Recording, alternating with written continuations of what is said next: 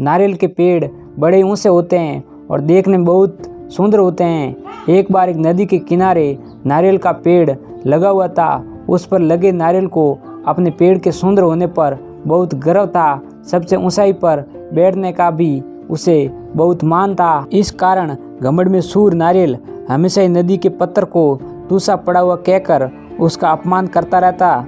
एक बार एक शिल्पकार उस पत्थर को लेकर बैठ गया और उसे तरसने के लिए उस पर तरह तरह से प्रहार करने लगा।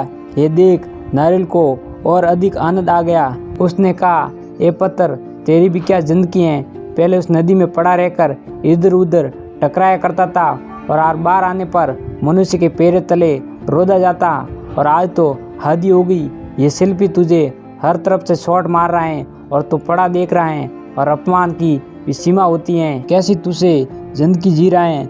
मुझे देख कितनी शान से इस ऊंचे वृक्ष पर बैठता हूँ। पत्थर ने उसकी बातों पर ध्यान ही नहीं दिया।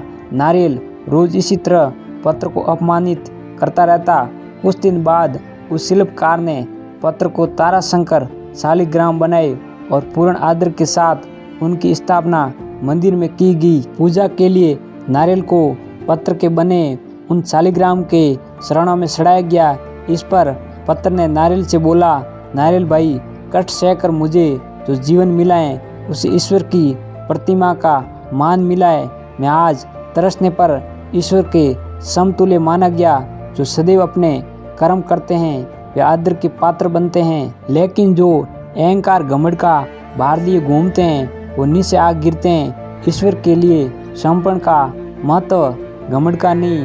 पूरी बात नारियल ने ही सिर झुकाकर स्वीकार की, जिस पर नदी बोली, इसे ही कहते हैं घमंडी का सिर नीचा। इस कहानी से हमें ये शिक्षा मिलती है कि हम घमंड करके सवै अपनी छवि का अपमान करते हैं। घमंड मनुष्य जीवन के लिए एक शत्रु की तरह है जो हमेशा उसके लिए विनाश का मार्ग बनाता है। कहते हैं न, सफलता मिल जाती है, लेकिन जो इस सफलता पर घमंड नहीं करते हैं वास्तव में वही सफल होते हैं। घमंडी व्यक्ति कितना भी ऊपर उठ जाए, एक दिन वो नीचे आकर गिरता ही है, और उस वक्त जो उसका अपमान होता है उससे बड़ा श्राप उसके लिए कुछ नहीं होता। घमंड एक ऐसी भाव है जिसमें मनुष्य कब फंस जाता है उसे इसका भान तक नहीं रहता है। इसलिए सदैव अपने जीवन का अवलोकन करना चाहिए।